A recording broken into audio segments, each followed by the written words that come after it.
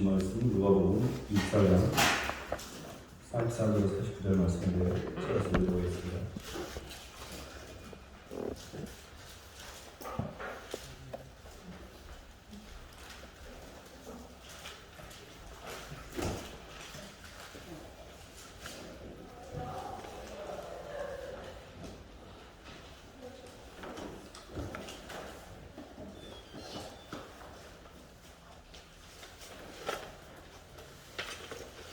신약 141쪽입니다. 또 이르시되 내가 한 목씩 읽어보겠습니다. 시작.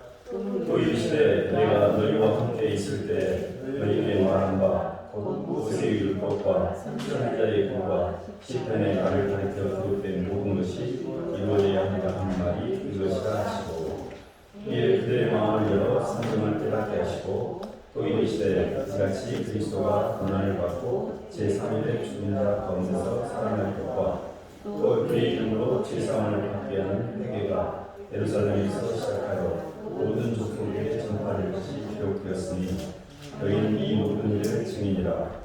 볼지어다 내가 내 아버지께서 약속하신 것을 너희에게 보내리니 너희는 위로부터 능력으로 입혀질 때까지 이 성에 머물라 하십니다. 아멘. 박수로 하나님께 감사드리겠습니다.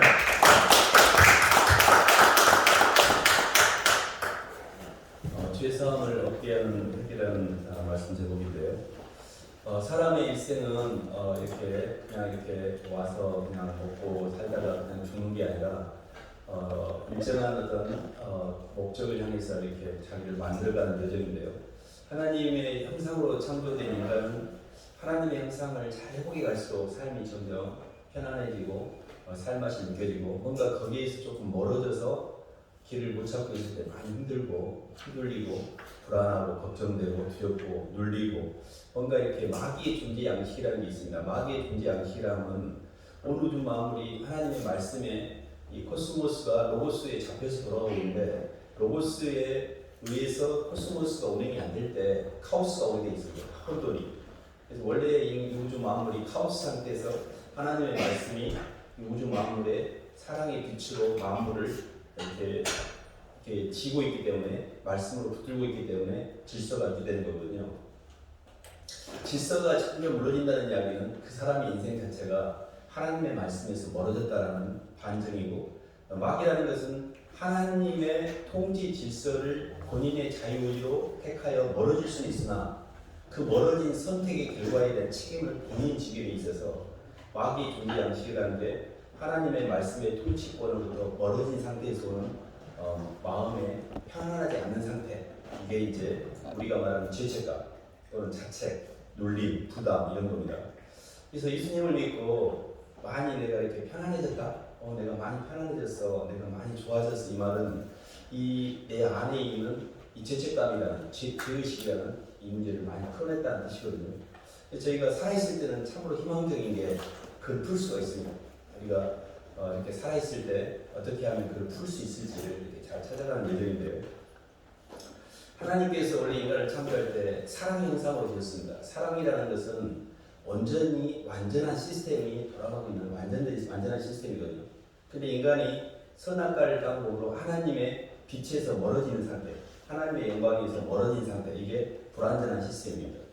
그래서 끊임없이 인간이 하나님의 영광에서 멀어진 상태로 인한 힘듦이 우리의 인생이거든요. 그래서 오늘 말씀 중에 예수 그리스도의 이름에 힘입어 제사함을 얻게 하는 회개가 예루살렘으로부터 시작해서 모든 족속으로 전파될 것이 기록되었고 그것이 주님이 오셨다고 했고 그것이 이제 복음의 핵심입니다. 그래서 저희가 주목하는 단어가 죄사함, 회개, 이 두 단어가 좀 생각이 되는데요. 그리고 예수님의 이름, 이 세 가지 측면에서 조금 말씀을 나누기로 하는데요. 히브리서 한 말씀만 봐볼까요? 히브리서 9장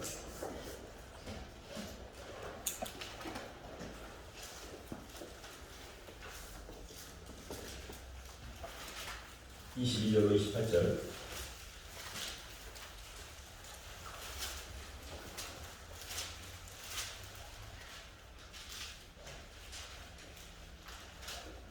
율법을 따라 22절 들려보겠습니다.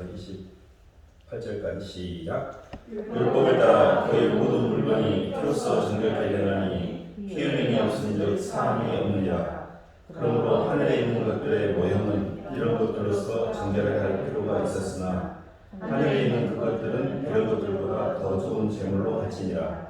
그리스도께서는 참것의 그림자인 손으로 만든 성소에 들어가지 아니하시고 바로 그 하늘에 들어가사 이제 우리를 위하여 하나님 앞에 나타나시고 대제사장이 해마다 다른 것을 피로써 성소에 들어가는 것 같이 자주 자기를 드리려고 아니하실지니 그리하면 그가 세상을 창조한 때부터 자주 고난을 받아야 할 것이로되 이제 자기를 단번에 제물로 드려 죄를 없이 하시려고 세상 끝에 나타나셨느니라. 한번 죽는 것은 사람에게 정해진 것이요 그 후에는 심판이 있으니 이와 같이 그리스도도 많은 사람의 죄를 감당하시려고 단번에 빚바 되셨고 본인에 위하여 죄와 상관없이 자기를 바라는 자들에게 두 번째 나타나시리라. 아멘. 율법을 쫓아 거의 모든 물건이 피로써 정결케 되기 때문에 피 흘림이 없은 즉 제사함이 있는데요. 예수 그리스도께서 우리가 이렇게 구약 때 짐승을 잡으면 그 짐승은 일단 동물이 사람마다 동격이 아니기 때문에 우리의 죄를 사해주는데 턱없이 부족합니다. 동물 자신도 자기가 자발적으로 우리에게 제가 우리 주인님을 위해서 대신 죽을게요. 제가 소 어차피 죽을 건데요. 주인님이 있어 죽는 거 영광이 이렇지 않습니다. 그렇기 때문에 자발성이 없는 짐승을 잠깐 잡아서 우리 희생제물로 우리의 죄를 씻은 것은 일시적입니다. 근데 제사장이 이렇게 성전들에 오면 번제단과 물두멍이라고 번제단이 이제 성전들에 있는데요. 번제단에서 이렇게 각을 뜨고 해서 거기에 이제 번제물을 태우고 성소와 지성소로 들어가거든요. 근데 예수님이 십자가 상에서 당신의 몸을 그대로 번제로 드리고 피로써 제사를 드리고 하늘의 성소에 지성소에 들어가심으로 성소의 휘장을 찢음으로 우리에게 맡겼던 모든 율법을 다 이렇게 해결하신 거거든요. 근데 짐승은 자원하지 않았어요. 근데 예수님은 자원했잖아요. 근데 짐승은 사람보다 동격이 아니야. 더 아래 것이에요. 그러니까 이게 죄를 지을 때마다 또 해야 돼요. 근데 예수님은 우리보다 훨씬 하나님이시잖아요. 그래서 우리의 모든 과거의 죄와 현재의 죄와 우리의 모든 미래의 죄를 충분히 그분 한 분으로 담당하실 수 있었던 거예요. 그래서 당신이 당신의 몸으로 단번에 하늘의 땅의 모형이 만든 땅의 지성소 말고요. 땅의 지성소에서 우리가 대제사장이 짐승을 잡아서 그 피를 잡으면 그게 해결이 됐는데 하물며 하나님인 당신이 우리의 죄를 해결해 주시기 위해서 당신의 몸을 먼저 십자가에 내어주시고 하늘의 성소로 들어가셔서 그 이후로 성령이 여기 오신 거예요. 그래서 이 예루살렘을 떠나지 말고 기다려라. 보혜사가 올 때까지. 그래서 예수 그리스도의 나를 향한 그 십자가의 피 흘리신 의미가 내 모든 과거의 죄와 현재의 죄와 미래의 모든 죄를 도말하셔서 이제 내가 죄가 완전 내 원죄가 용서됐다는 이 제사함의 자유를 완전히 누려야만 우리의 과거가 해결됩니다. 왜 이렇게 목사님은 저번에도 이런 비슷한 소리를 하신 것 같은데 또 이야기할까? 이런 생각을 할 수 있습니다. 근데 제가 신앙의 여정 가운데 이 죄사함의 자유에 고개를 잘 못 넘었어요. 왜 이렇게 내 인생이 힘들지? 왜 이렇게 나는 내가 행위의 쳇바퀴를 계속 돌리고 있지? 근데 그런 말들을 계속 듣는데 이 주님이 나를 용서해 주셨다는 걸 내가 안 받으려고 했는 거예요. 그리고 내가 행위로서 고치려고 했던 거예요. 그게 너무너무 힘든 거예요. 신앙생활이. 이건 사역하는 기회도 아니고 뭐 날마다 이렇게 막 전도하고 양육하고 사람들하고 하는데 마음은 평안이 없어. 귀에 뭔가가 이게 잘못됐다는 걸 제가 느꼈습니다. 근데 이 예수님의 이름으로 제사함을 얻게 한 이 회개가 어마어마한 권능입니다. 그래서 저희가 영적인 존재는요. 이게 내적인 인식으로서의 영과 외적인 표현으로서의 말과 행동을 통해서 자기 실존을 통합하는 존재입니다.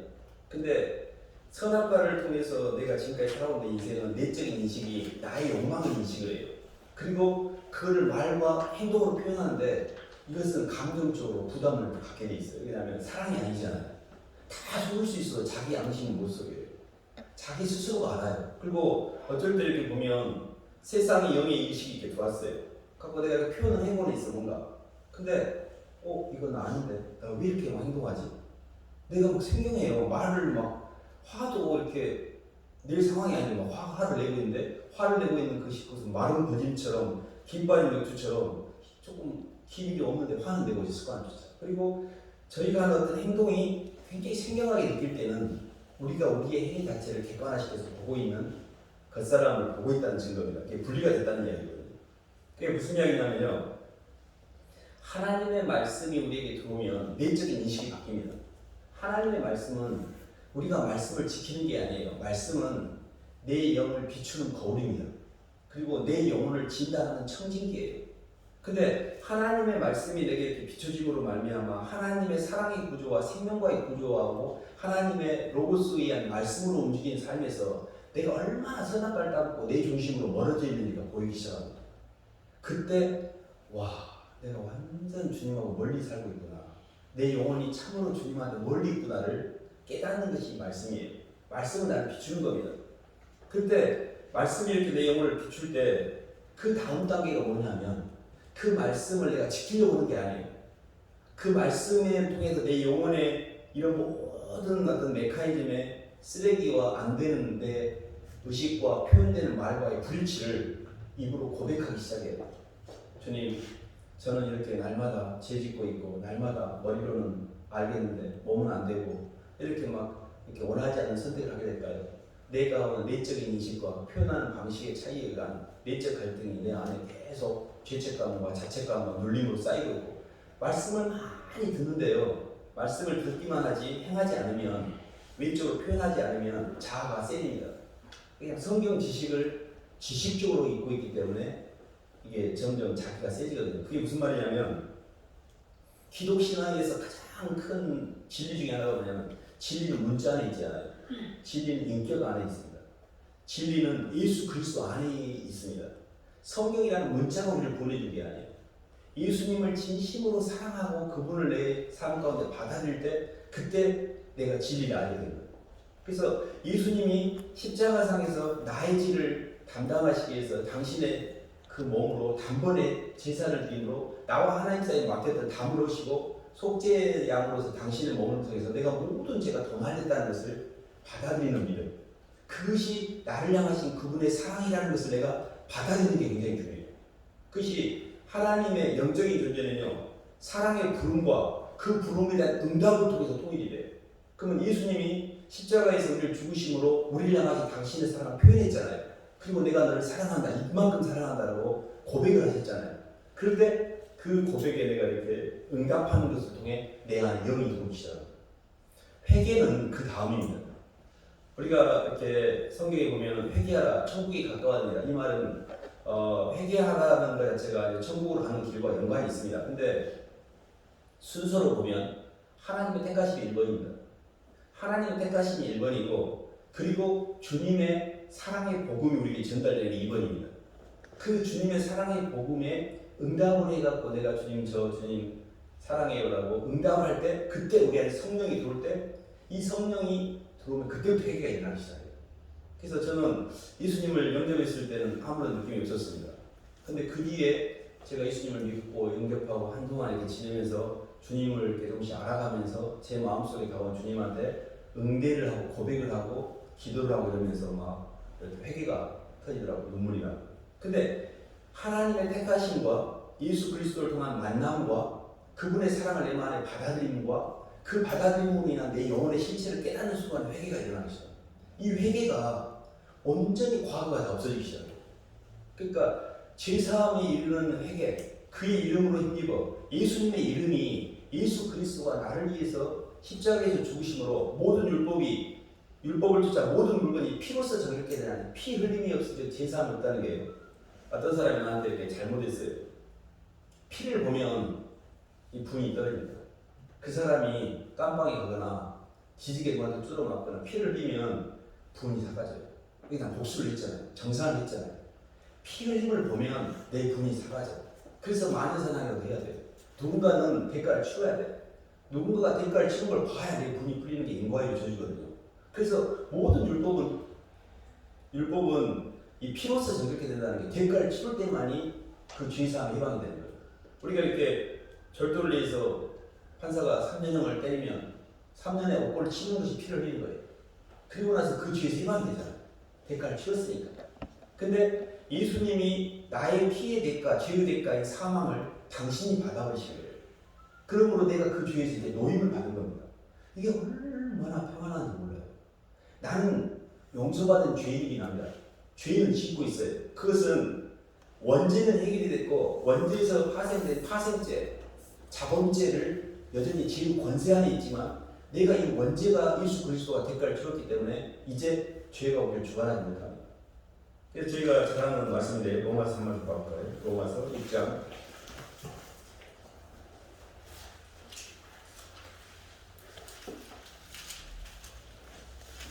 12절 14절 말씀, 로마서 6장 12절 14절입니다. 신약 247쪽입니다.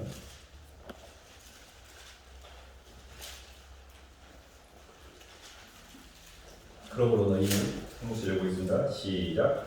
그러므로 너희는 육체가 너희 죽은 몸을 지배하지 못하게 하여 몸의 사욕에 순종하지 말고 또한 너희 지체를 불의의 무기로 죄에게 내주지 말고 오직 너희 자신을 죽은 자 가운데서 다시 살아나는 자 같이 하나님께 드리며 너희 지체를 의의 무기로 하나님께 드리라.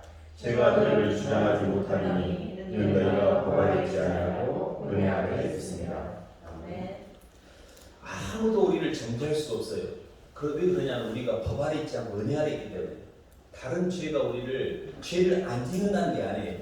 죄를 짓는 거면 당연히 벌을 받는 게 인과이잖아요. 율법을 쫓아 사람이 죄를 지으면 벌을 받게 돼 있습니다. 이것으로 딱 묶여 있거든요. 근데 예수 그리스도를 통해서 죄사함의 자유를 얻은 심령에게는 그 죄가 주관을 못해요. 용서받은 죄인이란 말이 예수님이 나를 위해서 십자가에 죽으심으로 내 죄가 해결됐다, 이 카드를 쓸 수가 있어요. 주님이 그 내 죄 용서해 주셨는데 너 아직 전달을 못 받았냐 하면 마귀가 정죄를 못해요. 죄가 너희를 주관하지 못하니 너희는 법 아래 있지 않고 은혜 안에 있습니다 말이 굉장히 중요합니다. 그래서 예수님을 믿고 예수님을 믿는다는 것은 예수님이 나를 사랑하여 나의 모든 죄를 해결해 주신다는 걸 믿는 거예요. 그게 편안해져요. 근데 그게 뭔 소리야? 세상은 다 잘못해서 대가를 치르지. 이게 의식의 차원으로 보면 선악의 차원이거든요. 선악과의 차원에서는 사랑의 차원으로 움직이는 세계가 이해가 안 되는 거예요. 차원이 다르니까. 사랑하는데 어떻게 선악이 이게 잘못해서 벌을 받아야지가 정당하고 공정하고 합리적이고 이성적이고 논리적이고 우리 이렇게 살아왔어요 평생. 이게 가장 모든 것에 적도라고 생각했거든요. 근데 어떻게 죄를 지은 사람을 위해서 대신 죽어버리고 그걸 다 감당을 해? 아니 지가 무슨 하나님이야? 우리도 사람들이 막 하나님도 그런 것 같으면 너무 그 사람이 막 잘하면 그런 소리가 나오잖아. 뭐야? 어떻게 왜 저렇게 움직일 수가 있어? 이해가 안 되니까. 그래서 우리가 굉장히 그 주님의 움직임에 대한 이해가 없었어요. 그래서 하나님이 우리를 위해서 죽으심으로 우리가 모든 죄에서 해방됐다는 이 자유함이 있을 때만이 그때부터 다른 사람을 용서할 수가 있어요. 내가 다른 사람을 판단하고 정죄하는 모든 것은 나도 아직 여전히 인과를 못 풀고 있다는 뜻이에요. 내가 나를 자책하거나 다른 사람을 판단하고 손가락질하거나 이 모든 것은 율법에 묶여있는 겁니다. 이게 아직 차원이 안 바뀐 거예요. 그러면 인생이 굉장히 힘듭니다. 그리고 마지막에 우리가 지옥이라는 게 뭐냐면 내가 이 율법 안에 죄와 사망의 법 안에 갇힌 거거든요. 저희가 잘 아는 그리스도 예수 안에 있는 자에게는 결코 정죄함이 없나니 생명의 성령의 법이 죄와 사망의 모습을 해방했다는 거예요. 생명의 성령의 법이 뭐지? 나는 여전히 죄와 사망, 죄를 지면 벌을 받고 사망을 받는 게 마땅한데 이 법이 잡혀있는 거예요. 이게 인과율이고 이게 차원적으로 보면 마귀의 차원이에요. 선악의 차원. 근데 생명의 성령의 법이 나 같은 죄인을 위해서 누군가 대신 내 죄를 감당함으로 내 죄가 더 이상 나를 주장하지 못한 그런 세계가 있다고? 그건 내가 지금까지 살아오면서 경험하지 못한 건데 이렇게 이제 우리가 생겨난 겁니다. 어떤 사람은 하나님은 우리를 있는 그대로 사랑하십니다. 우리를 있는 그대로 받아주십니다. 우리가 삶을 내 원하는 대로가 아니라 있는 그대로 우리를 받아들이기 때문에 하나님 나의 어떤 모습도 사랑합니다. 이렇게 말씀을 드리면요. 저는 살아가면서 한 번도 그런 사람을 본 적이 없는데요. 그리고 그런 사랑을 받아본 적은 더더욱 없어요. 이런 거. 그게 굉장히 공감이 갑니다. 한 번도 나를 있는 그대로 사랑하는 사람이 없어요. 그러니까 우리가 안 믿는 거예요. 다 나를 좋아한다고 그러면 뜯어만 먹지 판단만 하지 어느 순간 가면 등을 돌리고 내 영혼이 이렇게 상처를 입고 이런 기억밖에 없잖아요. 그러다 보니까 예수님이 오셨는데 예수님도 또 어떻게 나를 뜯어먹으려고 저렇게 말도 안 되는 말 한다냐? 안 믿는 거예요. 그러니까 얼마나 안타까운 거냐면 교회를 다니는데 은혜가 없어. 교회를 다니는데 가정 속에 은혜가 없어요. 어떻게 예수를 믿는데 은혜가 없을까? 너무 가슴 아픈 일이에요. 히브리서 12장 한번 볼까요? 그 뒤에 좀만 넘기면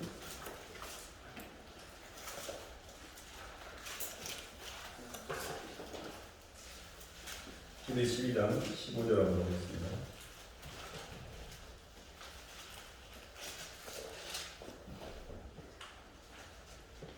14, 15절 한번 읽어서 모든 사람과 더불어 시작. 모든 사람과 더불어 화평함과 거룩함을 따르라. 이것이 없이는 아무도 주를 보지 못하리라. 너희는 하나님의 은혜에 이르지 못하는 자가 거룩하고 또 쓴뿌리가 나서 더럽게 하여 많은 사람이 이로 말미암아 더럽게 되지 않게 하며.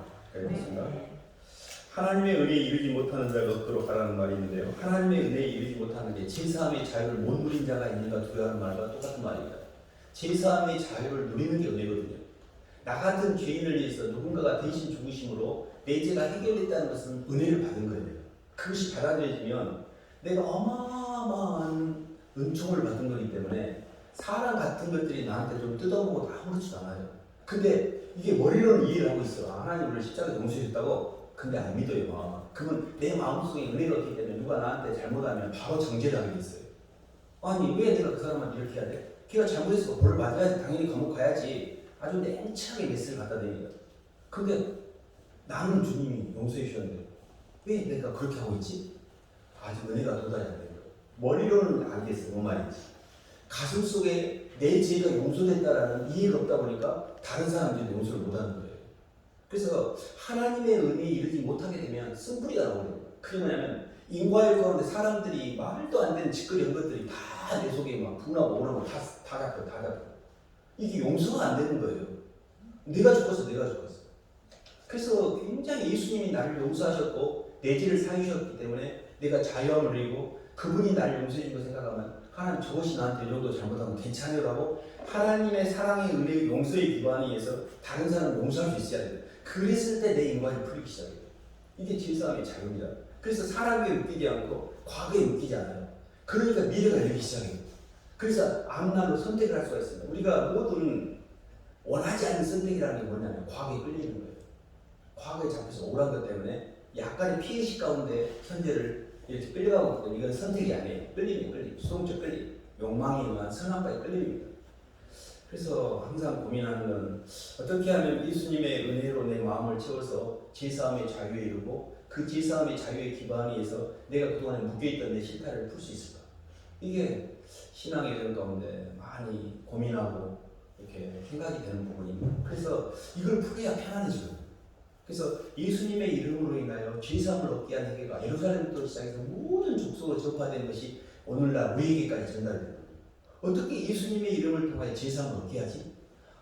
예수님이 구약에 보면 양을 잡고 그 양을 잡은 그 피로 다 제사를 드린 다음에 성소에 들어가서 하나님께 대제사장이 이렇게 우리의 죄를 중단하잖아요. 근데 예수님이 당신의 몸을 십자가에서 먼저 죽이시고 하늘의 성소에 들어가셔서 하늘의 지성소에 들어가서 우리를 향한 하나님과 우리에게 맡긴 죄를 해결하신 거예요. 그리고 우리에게 성령이 오신 거예요. 그래서 우리가 주님 사랑합니다 할 때 성령이 우리 속에 들어와서 내 모든 죄가 해결되는 겁니다. 그래서 예수 그리스도는 속죄의 모든 구속사를 완성하셨다면 그 속죄의 구속사를 우리 삶 가운데 누리게 하는 것은 성령이에요. 근데 성령은 다른 영이 아니고 예수 그리스도의 영입니다. 내가 예수님이 나를 위해서 십자가에 죽으셨기 때문에 내가 상대하는 건 예수님이에요. 근데 그 예수님의 사랑을 진심으로 받아들이는 내 속에 거하는 예수의 영이 성령입니다. 그렇기 때문에 예수님과 인격적으로 만나고 그분이 나의 모든 걸 해결해 주셨다.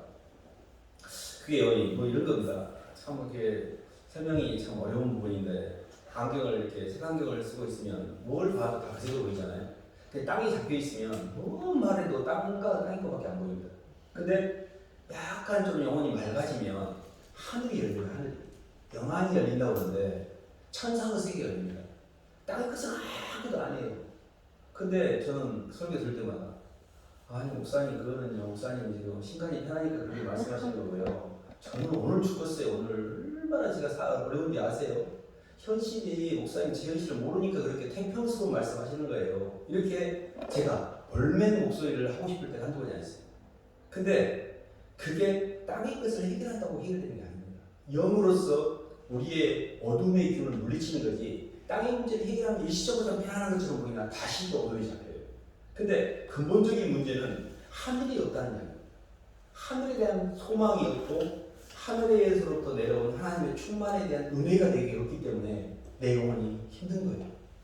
예수님이 당신은 모든 목숨을 주고 나를 사셨어요. 내가 너희를 값으로 산 것이니 이제 너희 것이 아니고 내 것이다. 대가를 치르고 사신 겁니다. 우리 몸은 하나님의 성전이고 하나님의 성령이 우리 안에 거하신다고 했어요. 우리 몸은 하나님이 값으로 주고 산 것이니 이제 하나님의 소유권으로 되어 있습니다. 무슨 이야기인가 하니 예수님이 저희를 위해서 죽으심을 내 심령이 받아들이고 그걸 받아들이는 순간 완전히 이 땅에서의 모든 삶이 땅 중심에서 하늘 중심으로 완전히 바뀝니다. 들어가요. 근데 그 세계가 있습니다. 제가 서두에 영은 내적인 인식이고 형체는 외적인 표현이라고 했잖아요. 예수님을 계속 의식하면 예수님을 표현하게 됩니다. 저희들이 에베소서 한 말씀 봐볼까요? 에베소 5장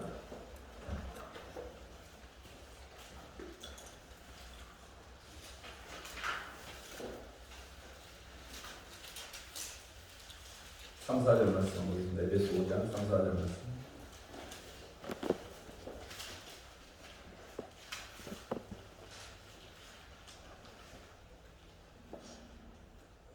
음행과 읽어보겠습니다. 시작. 음행과 온갖 더러운 것과 탐욕은 너희 중에서 그 이름조차도 부르지 말라. 이는 성도에게 마땅한 말이라. 누추함과 어리석은 말이나 희롱의 말이 마땅치 아니하니 오히려 감사하는 말을 하라. 아멘. 예수 그리스도의 영이 우리 속에 임하면 내 입으로 나오는 모든 표현은 감사와 영광의 찬양이 나옵니다. 내 인식이 내적으로 내 안에 주님이 들어오면 감사의 말밖에 없어요. 내적인 인식을 외적으로 표현하는 수단은 말과 행동입니다.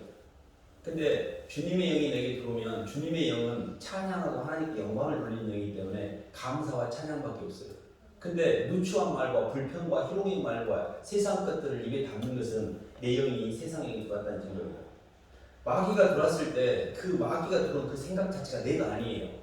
가룟 유다가 요한복음 13장 2절에 보면 마귀가 가룟 유다에게 예수님을 팔려는 생각을 집어넣어주더라는 표현이 있습니다. 그럼 어떤 생각이 내 의식 속에 포착이 됐을 때 이 의식의 끝자락, 이 생각에 주신 주체가 본질이 마귀라는 걸 인식하는 게 영의 분별입니다. 근데 그걸 나라고 생각을 해요. 난디 어쩌라고 난디. 근데 표현되는 말과 행동을 보면 굉장히 누추한 말을 하고 있어요. 누추한 표현을 하고 있고 불평을 하고 있고 짜증을 내고 있고 온갖 더러운 것들을 다 품어내고 있어요. 마귀는 마귀. 주님은 아니잖아요. 주님이 그러시지 않으니까.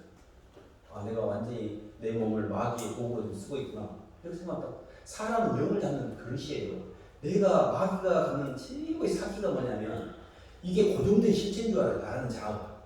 평생 동안 내 자아가 내 고정된 실체인 줄 알고 그렇게 죽는 사람이 많습니다. 애기들이 어렸을 때 똥 싸고 똥 쌀 때 그것도 지죠. 성인이 됐을 때 모습도 접니다. 내가 어린아이일 때 생각하는 어린아이 갖다가 장성아에서는 어린아이를 버렸노라고 그랬잖아요. 그럼 우리가 내 중심으로 사는 이 겉사람은 애기 때의 모습이에요. 사춘기 때나 어렸을 때 자기밖에 모르는 이기적인 나잖아요. 예수님을 믿고 성령으로 거듭난 나는 성숙한 그리스도인으로서 예수 그리스도 안에서 나를 벗어내야 돼요. 근데 여전히 이 자아가 나를 표현하고 있어. 그래서 뭐에 주목해야 되냐면요. 내 입에서 나가는 말이 좋은 말이 안 나갈 때는요. 오메 또 말이 들어왔다고 빨리 분별하셔야 돼요. 그리고 뭘 해야 되냐. 바로 주님을 부르셔야 돼요. 내가 고치는 게 아니라 나는 못 고쳐요. 나는 하나님 말씀을 못 고치는데 주님을 부르는 순간 성령이 내 안에 임재가 돼서 성령이 역사하셔요. 너희가 낙심하여 너희가 공유를 얻고 때를 따라 돕는 은혜를 얻게 하여 은혜의 보좌 앞에 나가라 그랬잖아요. 히브리 4장 16절에 보면 공유하심을 얻고 우리가 굉장히 낙심하여 힘들 때 공유하심을 얻고 때를 따라 돕는 은혜라는 이 지점이 굉장히 중요합니다. 그게 뭐냐면 조사님이 항상 이렇게 말씀하시잖아요. 쳐다보는 중 나가는 거예요. 내가 하는 게 아니고 주님하고 부르셔야 돼요. 그래서 어떤 상황이든 그 상황을 통해서 내 영혼이 이렇게 힘들다 할 때는 먼저 이렇게 고개를 돌리셔야 돼요. 주님 쪽으로. 주님 쪽으로 고개를 돌려서 주님의 그 시원한 그 어떤 영적인 임재로 인해서 내 영혼이 편안해지는 것은 주님과 나와 교통이 있는 겁니다. 아무리 고개를 돌려도 응답이 없어. 뭔 말인지 하나도 모르겠고. 그건 내 안에 내 문제가 나 더 많이 차있는 거예요. 그래서 저희가 계속해서 이렇게 말씀으로 우리 영혼을 비추고 내가 주님 앞에 어쨌든 고백을 통해서 주님과 교통을 하셔야 됩니다. 주님하고 교통하는 이게 우리의 모든 키를 쥐고 있어요. 그래서 긍휼하심을 얻고 때를 따라 돕는 은혜. 그게 때를 따라 돕는 은혜가 뭐냐면요, 하나님 은혜를 주십니다. 하나님이 희한하게 주님 안으로 주님께 구했더니 하나도 힘이 안 드는 거예요. 아까까지 말한 죽어보려고 그러는 거예요. 화가 나고. 근데 이게 마음이 편안해지면서 괜찮은 거예요. 하나님은 환경을 고쳐주지 않으셔요. 내 마음을 고치십니다. 내 마음이 고쳐지면 환경은 저절로 고쳐져요. 왜 그러냐면 환경이라는 것은 내적인 내 인식이 표현된 외적 표현이 환경이기 때문에, 이렇게 이제 저희가 컴퓨터를 할 때 엔터키를 딱 치잖아요. 그럼 쫙 화면이 바뀌죠. 다음 쫙 네이버 치면 쫙 바뀌잖아요. 엔터키를 치는 순간에 이 우주 모든 마음을 내 의식하고 조합이 딱 맞게 돼 있어요. 이렇게 내 인생 전체가 힘든 거는 내 의식이 힘든 거예요. 그걸 잘 인정을 못 하시죠. 근데 내가 주님의 엔터키 딱 치잖아요. 쫙 사망의 임침한 골짜기를 다니라도 해를 두려워하지 않을지 주께서 나와 함께 하시니 주님의 임재감 가운데 평안해요. 와, 어떻게 이렇게 달라질 수가 있지? 근데 계속 안을 고치지 못하고 바깥으로 싸우는 거예요. 바깥으로 싸우고 죽을 때까지 그러고 가는 거예요. 한 번도 자기 안을 고칠 생각 안 해요. 안을 고치는 것은 내가 고치는 게 아니고 주님을 만나는 거예요. 내 힘으로 고치는 게 아니에요. 주님, 저는 못하니 주님이 주세요. 주님 도와주세요. 저는 주체가 아니고 객체이고 주님이 주체이시니 주님 제 인생을 인도해 주시라고 우리의 인생을 계속 위임하면 됩니다. 가정에서 이렇게 구조를 저희들이 자주 이야기하는데요. 성부 하나님과 성자 예수 그리스도는 인격적으로 보면 동등된 인격이 있습니다. 근데 성자 예수님께서 성부 하나님을 높이기 위해서 스스로 낮아지셨어요. 너희 안에 이 마음을 품으라. 그리스도 예수의 마음이 그는 근본 하나님의 본체시나 하나님과 동등됨을 취할 걸로 얘기하는 거 있잖아요. 그래서 예수님은 자신의 모든 권위를 하늘 아버지께 위임을 합니다. 그리고 스스로 낮아지셔요. 이게 상대방을 향한 순종이에요. 그게 사랑입니다. 가정에서 아내와 남편이 인격적으로 불평등하지 않습니다. 동일한 인격체예요. 그럼에도 불구하고 남편의 권위를 세워주기 위해서 자신의 권위를 쓰지 않고 위임을 합니다. 그럼 남편이 결정하면 저는 따르겠습니다. 근데 그게 여자들이 볼 때 말이 안 되는 것일 수도 있습니다. 그냥 남자들이 어리버리하잖아요. 여자들이 훨씬 더 샤프한 결정을 할 수 있습니다. 그러나 하나님의 말씀의 구조이기에 스스로 남편을 삼아 내 구조로 내려가게 될 때 그때 편안해져요. 이게 자기 부인이에요. 근데 이런 동력을 써보면 그때 영이 바뀌는 걸 느끼기 시작해요. 순종을 해보지 않는 사람 이 말이 뭔 말인지 절대 몰라요. 그냥 지금 이조시도 아닌데 목사님 뭔 놈의 순종을 하라고 지금 좀 이런 세상의 정세에만 설교를 하셔도 이렇게 이야기하는 분이 많이 있어요. 성경은 어제나 오늘나 아무런 변함이 없고 마귀의 전술도 애나 지나 똑같습니다. 우리를 절대 순종을 못하게 해요. 절대 대속을 못하게 해요. 굉장히 많은 원리와 합리적인 이론을 통해서. 근데요, 순종할 때만 마귀가 떠납니다. 내가 고개를 숙일 때만이 내 영이 편안해져요. 그게 진리입니다. 꼭 그거를 넘으셔야 돼요. 하나님, 제가 모든 것을 제 권리를 제가 주장하지 않고 위임할게요. 제가 누릴 권리 주님 때문에 남편에게 위임하고 남편이 결정하면 저는 따르겠습니다. 이렇게 스스로를 낮추는 그 순간에 그때 막 성령이 기뻐요. 왜 이렇게 힘드냐면 내가 위에 올라가기 때문에. 왜 이렇게 내 영혼이 막 힘드냐면 구조가 안 맞아 있어요. 제가 얘기했잖아요. 처음에 말씀 서두에 카오스는 말씀의 구조가 헝클어진 상태. 삶의 구조가 다 망가진 상태가 카오스예요. 그거를 위치를 맞춰서 다시 말씀의 근거에서 위치를 맞추면 로고스에 의해서 코스모스라는 우주가 편안해집니다. 근데 하나님께서 우리에게 각자에게 위치를 주셨어요. 남자의 위치, 여자의 위치, 가정에서 남편의 위치, 아내의 위치, 자녀의 위치. 그래서 천사는 위치를 지키고 질서를 따라 움직이면 하늘의 것을 받아서 땅에 쳤다는, 마귀는 위치를 떠나고 질서를 무너뜨리면 땅의 것을 갖다 줘요. 근데 우리는 계속 질서를 벗어나서 내 마음대로 땅의 것으로 나를 채워갖고 내가 이런 사람이라고 나를 느끼려고 해요. 갈수록 어찌했을까. 나는 점점 세지고 있고 카오스는 오고 있고, 그것이 우리 안에 쌓이면 쓰레기가 많은 것이 죄책감이에요. 눌림, 부담, 피의식이에요. 많이 가지고 있기 때문에 누가 조금만 건들면 어쩔까 벌벌벌 떨어야 돼. 지켜야 될 게 너무 많아. 자존심도 떼갖고 내 것을. 이게 다 지금 영적으로 보면 말씀 안에서 방향을 잘못 잡고 있는 거거든요. 그래서 죄사함의 자유라는 게 뭐냐면 이런 것들을 다 털어내는 거예요. 하나씩 하나씩. 그래서 어렵지 않습니다. 내가 하려고 하면 굉장히 어려운데 주님이 하시는 대로 따라하면 쉬워요. 그래서 절대 내가 하는 게 아니에요. 주님, 저는 이거 못하니 주님이 해주세요라고 위임만 하시면 돼요. 남편에게 권위를 위임했듯이 내 삶의 지배권을 주님께 위임하는 거예요.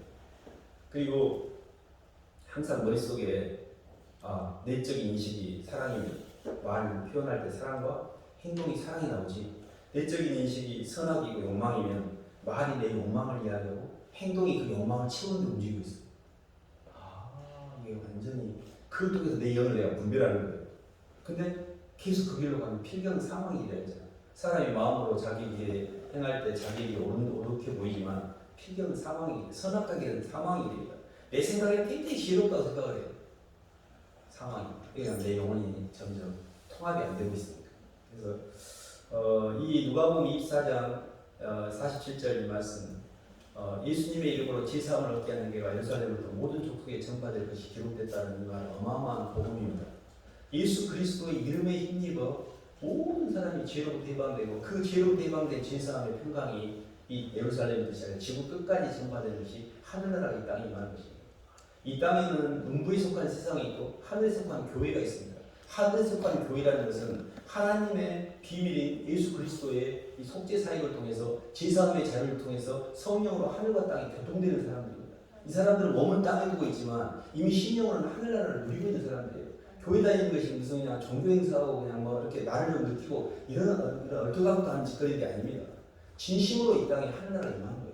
성령이 내 안에 임함으로 말미암아 이 땅의 모든 묶인 것들로부터 내가 다 회복이 되고 하나님의 말씀 중심, 주님의 사랑의 중심으로, 선악과 중심에서 생명과 중심으로, 내 부담에서 주님의 임재로, 내 주장을 했던 내 이익 중심에서 십자가를 통해서 사람을 살리는 운동력으로 다 변하게 되어 있습니다. 그래서 나는 오늘 내 입에서 나가는 말과 내가 행하는 행동이 주님을 드러내고 있는가, 나를 드러내고 있는가, 나는 그리스도인가 마귀의 형상인가를 보면 됩니다. 하루 종일 입으로 나오는 표현을 하나님 감사합니다. 감사한다면 이걸 다 알고 사셔야 돼요. 감사하기 힘든 환경에 일단 감사부터 하셔야 돼요. 하나님 감사합니다. 하나님 괜찮습니다. 하고 막 해보면요, 희한하게 그 말이 다시 내 영을 청소해요. 그래서 절대 누추한 말 하시면 안 돼요. 나 피곤해, 짜증나 이런 말 절대 하시면 안 돼요. 불평하는 말은 완전 지각입니다. 누구 때문에 힘들다는 말 절대 하시면 안 돼요. 내가 누구 때문이라고 말 쓰는 순간 나는 피해자가 되어버리고 난 선택권을 잃어버려요. 그리 아니하실지라도 괜찮아요. 그래야 선택권을 안 잃어버립니다. 항상 말로 감사한 말을 하고 행동은 주님 괜찮아요 하고 내가 주님을 표현하려고 애를 쓰는 거예요. 그러다 보면 동력이 돌기 시작하면서 하나님께서 성령으로 에너지를 주시고요. 내 안에 기쁨과 감사가 넘치고 이게 성령의 체험을 통해서 점점 안에서 힘을 얻기 시작합니다. 그래서 저희가 하는 게 아니고 성령이 하기 때문에 지치지도 않아요. 그래서 하나님을 경외하는 자는 독수리가 날개치며 올라간 같은 것들에서 걸어가도 곤비지 않고 뛰어가도 피곤치 않다고 했거든요. 독수리가 날개치며 올라가는 그 모습이 얼마나 역동적인지 모릅니다. 근데 하나님을 경외하는 자라는 게 성령이 그 힘을 주시지 내가 그런 게 아니에요. 그래서 저희는 영을 담는 그릇이기 때문에 주님의 사랑을 담으면 죽을 때까지 주님을 위해 역동적으로 살아도 힘이 하나도 안 들고, 그렇지 않으면 이 땅에서 그렇게 좋은 집에서 좋은 차에 좋은 밥을 먹고 살아도 인생의 지루함과 비루함 이루 말할 수 없습니다. 권태로움과 짜증과 불평이 말할 수 없어요. 그냥 삶이 의미가 없습니다. 그런 인생이 아니거든요. 그래서 저희가 모세가 이렇게 이야기하잖아요. 내가 잠시 세상에서 제약의 날을 누리는 것보다 하나님의 백성과 고난받는 것이 내게 유익하다 선택을 했습니다. 저는 하나님 백성으로 남은 생을 하겠습니다. 세상에서 감각적인 삶을 그냥 먹고 마시고 즐기는데 그런 것에 시간을 보낸 게 아니라 주님 중심으로 주님 주신 은혜 가운데서 이 흐트러졌던 내 영적인 세계를 바로잡고 생각과 감정 거지를 잘 선택해서 하나님 백성으로 살고, 그게 너무 멋지고 또 얼마나 이렇게 평안하고 자유로운지 조금씩 하나님께서 저희들 그리 인도하고 계시는데 꼭 제 삶의 자유를 누리시기를 주님 이름으로 축원합니다. 하나님 아버지 감사합니다. 십자가에서 죽으시고 저희를 하나님의 백성 삼아주시고 이제 성령이 오셔서 하나님의 영으로 저희의 삶까지 인도하시며 저희가 하나님의 형상으로 회복되는 모든 과정에 저희는 주님을 의지했을 뿐인데 모든 것들을 책임져 주시고 하늘나라까지 인도해 가시는 하나님의 놀라우신 사랑 감사를 드립니다. 하나님 저희가 주님의 사랑을 알지도 못했을 때 사람을 보내시고 말씀을 주셔서 영의 세계를 깨닫게 하시고 저희 마음에 수많은 욕심과 욕망 때문에 한 발짝도 못 움직이고 있을 때 예수 그리스도의 은혜로 성령으로 임재하셔서 회개케 하시고 내 마음속에 있는 많은 욕망들을 내려놓게 하시고 이제는 성령의 운동력을 부어주셔서 저희 자신이 아니라 주님이 주신 운동력을 따라 조금씩 움직였을 뿐인데 또 하나님 축복해 주심으로 많은 영광을 누리게 하시니 감사를 드립니다. 너무 편안하고 감사하고 누리고 저절로 되는 길이 있는가 하면 너무너무 힘들고 억울하고 분하고 해도 안 되는 아버지 그런 길이 있습니다. 저희가 시작할 때는 좁은 길이 있는 것처럼 보이나 갈수록 넓어지는 영적인 길, 생명의 길, 그리스도 예수를 따라가는 십자가의 길을 잘 따라가길 원합니다. 주님 저희의 길을 잃어버리지 않고 잘 따라갈 수 있도록 인도하여 주시옵소서. 예수님 이름으로 기도드립니다.